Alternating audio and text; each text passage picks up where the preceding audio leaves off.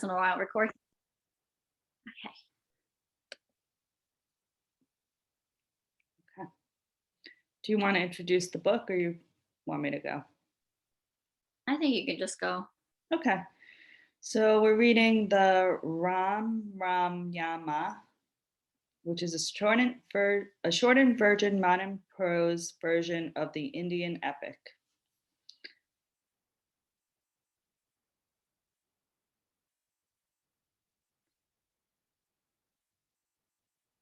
Read the intro. Sure. R.K. Naryam was born on October 10th, 1906 in Madras, South India, and educated there and at the Maharajas College in Mysore. His first novel, Swami and Friends, in 1935, and its successor, The Bachelor of Arts, in 1937, are both set in the fictional territory of Malgudi, of which John Updike wrote. Few writers since Dickens can match the effect of color teeming that Narayam's fictional city of Malgudi conveys. Its population is as sharply chiseled as a temple fries, and as endless with always one feels more characters round the corner. Narayam wrote many more novels set in Malgudi, including The English Teacher in 1945, The Financial Expert 1952, and The Guide 1958, which won him the Sahitya Akademi, India's National Academy of Letters, award, his country's highest honors. His collection of the short fiction include A Horse and Two Goats, Malgudi Days, and Under the Bayan Tree.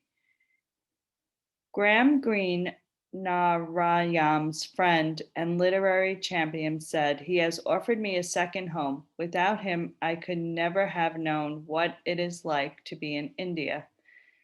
Narayam's fiction earned him comparisons to the Book of Writers, including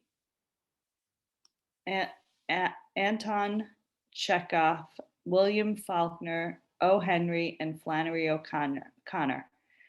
Narayam also published travel books, volumes of essays, the memoirs My Days, and he told legends of gods and demons and others, the Ramayana and the Mahabharata. In 1980, he was awarded an A.C. Benson Medal by the Royal Society of Literature, and in 1981, he was made an honorary member of the American Academy of Arts and Letters. In 1989, he was made a member of the Rajya Sabha, the non-collective House of Parliament in India. R.K. Narayam died in Madras on May 13th, 2001.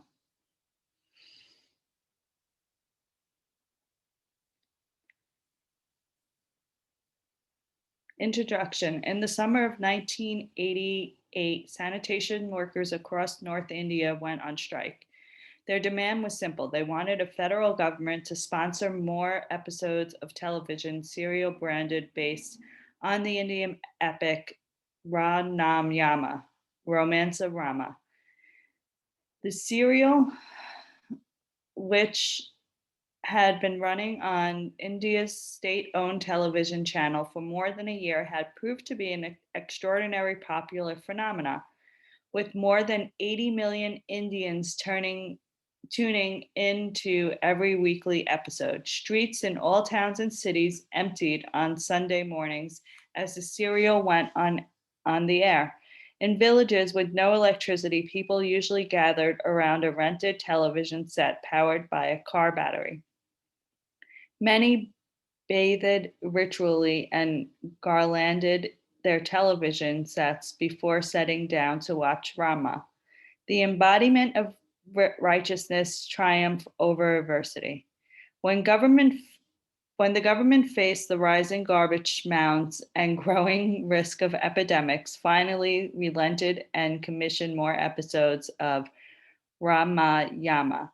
Not just the sanitation workers, but millions of Indians celebrated. More than a decade and many reruns later, the serial continues to inspire reverence among Indians everywhere and remains for many the primary mode of experiencing India's most popular epic.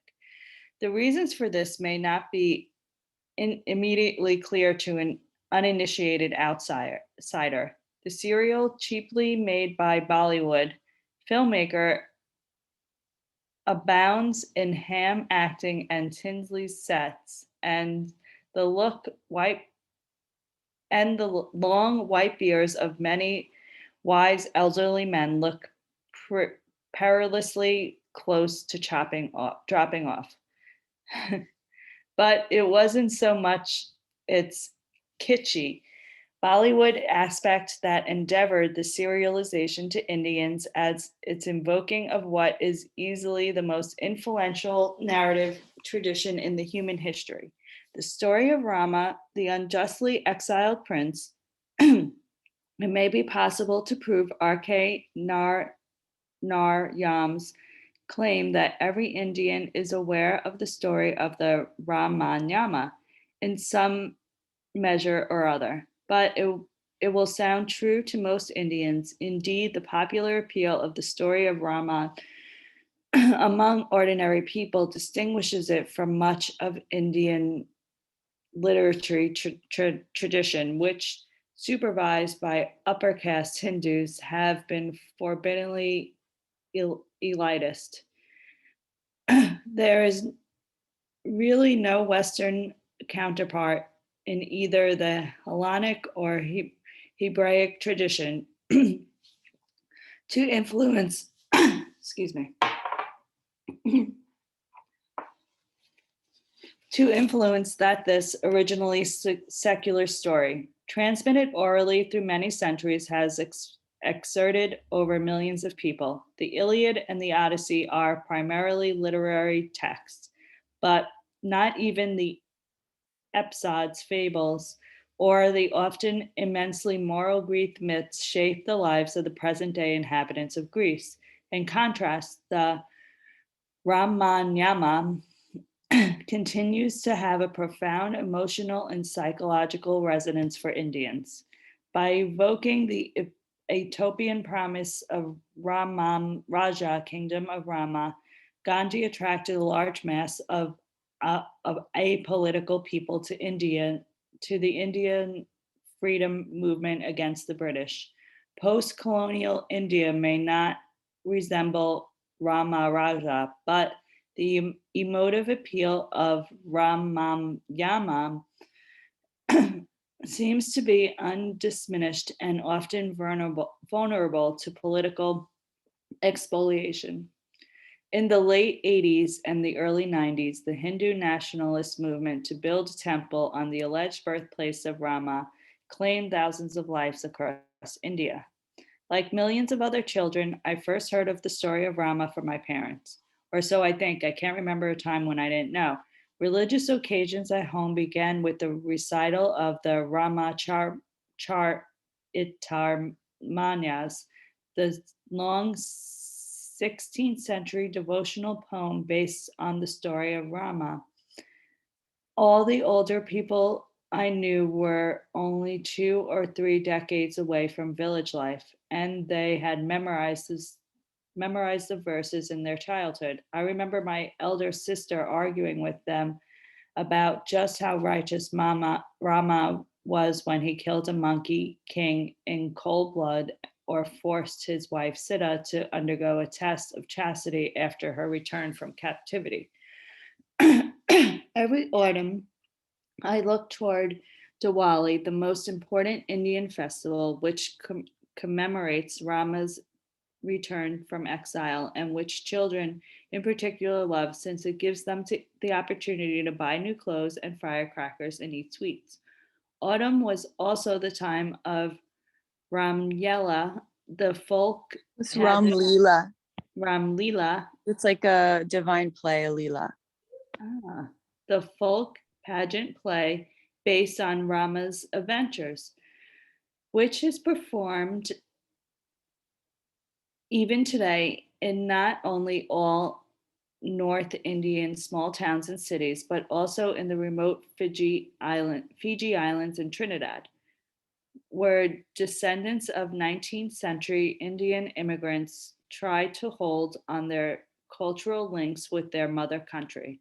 I remember the performers with bare torsos walking in an exaggerated, mincing style on their toes, Hanuman flying across the stage on a transparent wire, and at the end of 10 days, the burning of the big 10-headed tinsel effigy of Ravana. Armed with bamboo, bow, and arrow, I imagined myself to be Rama, pursuing the forces of disorder, but it was only later I realized that through there is much of the fairy tale that Ram Nam Yama to engage the child, the prince thrown upon faith, the kidnapped princess, flying monkeys. It also has a complex adult and human aspect. Far from representing a straightforward battle between God and evil, it raises uncomfortable ethical and psychological questions about human motivation. It shows how greed and desire rule human beings and often make them arrogant and prone to self deception. Even the idealized figure of Rama hints paradoxically at the difficulty of leading an ethical life. Domenica, can we pause for a minute? Sure. I wanted to share another article. Do you mind if I share the other article? No, not at all. Pam, am I allowed to share in here? Yeah, so Domenica, you need to stop sharing. Stop sharing. I'll see if I could do this on my phone. It just explains okay.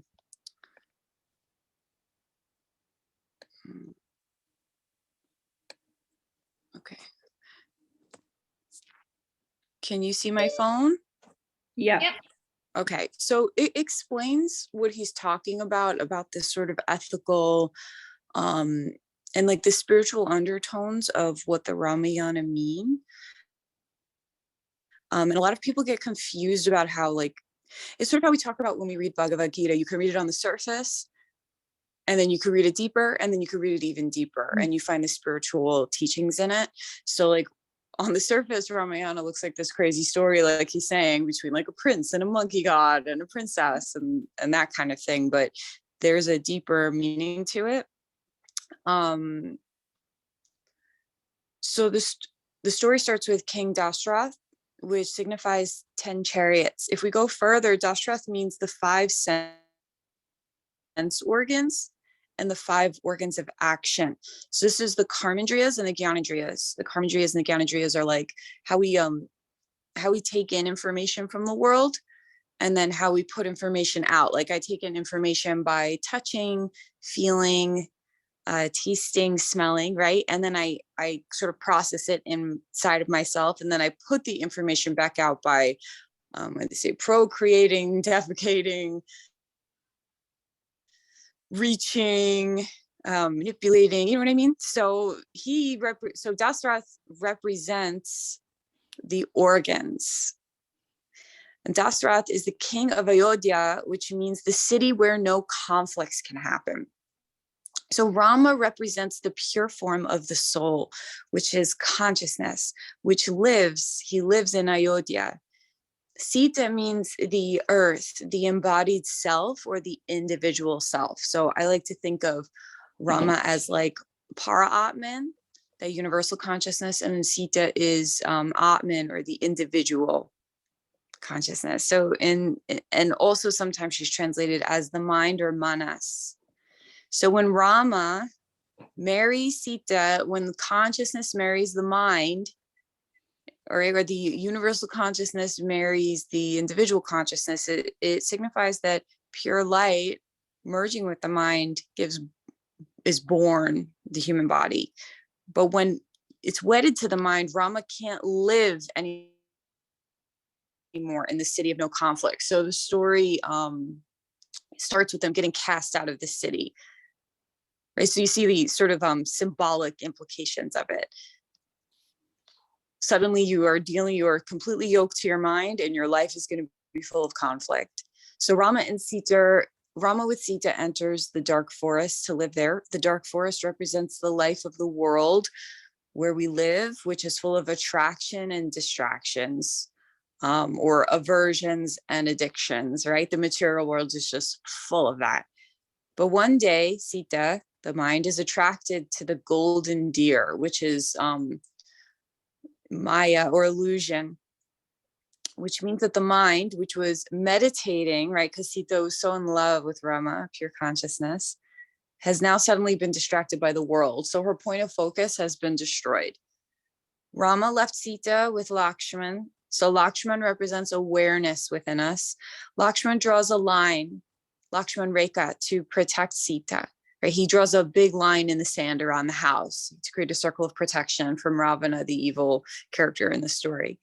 And it signifies protection from evils and perils of this world, right? So our awareness is a protective thing for us. But Sita, the mind, unfortunately steps out of the protection when she's sort of threatened by Ravana, the evil character in the story. And Ravana represents the ego, or the I maker.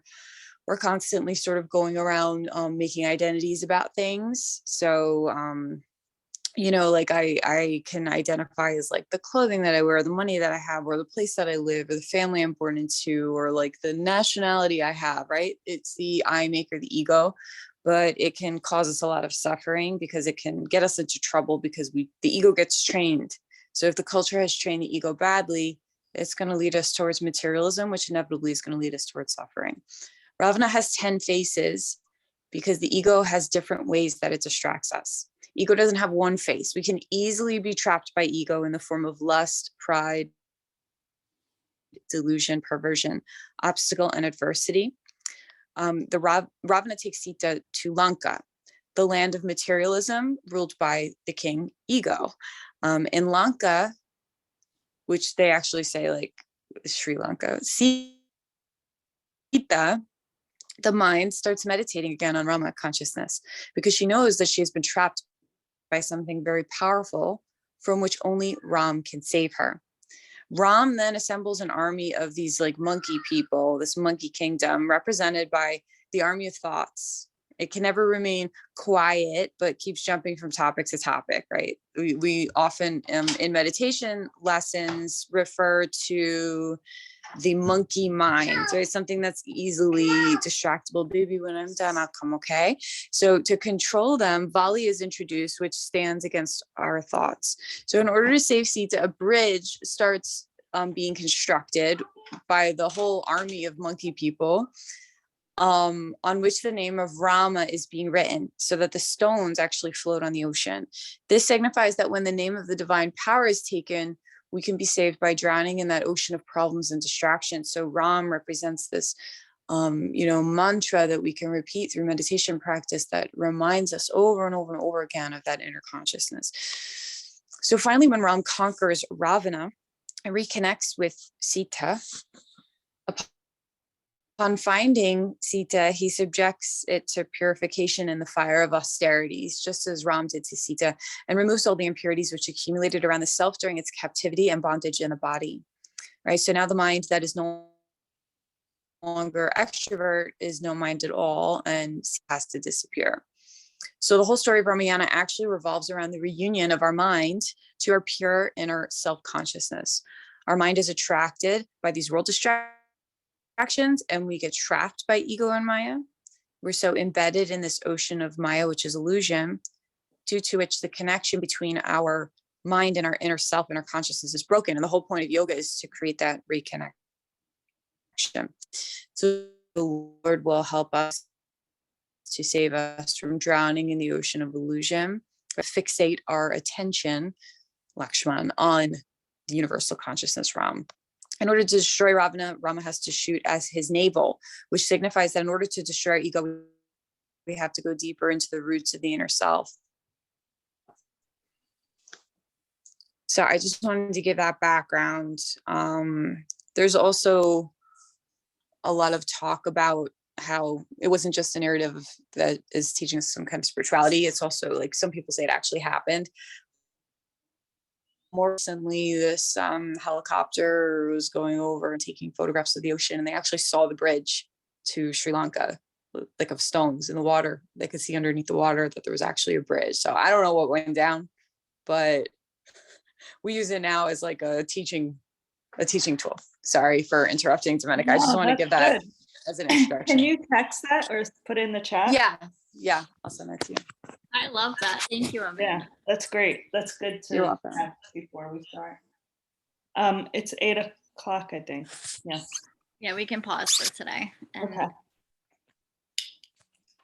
Amanda, do you want me to record the breath work and meditation, or just the readings? Just the readings. Thanks, Pam.